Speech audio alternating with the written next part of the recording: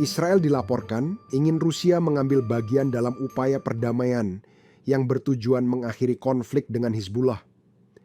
Laporan itu dilansir media Israel mengutip pejabat yang terlibat dalam negosiasi, Sabtu 2 November 2024. Menurut laporan tersebut, Israel mengharapkan keterlibatan Moskow dapat menambah stabilitas pada kesepakatan di masa depan dan mengurangi ketergantungan negara pendudukan itu pada Amerika Serikat.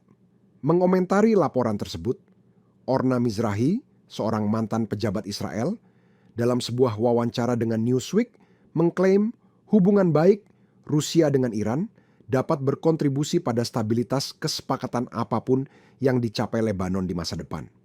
Laporan media Israel mengklaim pekan ini bahwa negosiasi tentang kesepakatan gencatan senjata di Lebanon telah mencapai tahap lanjutan.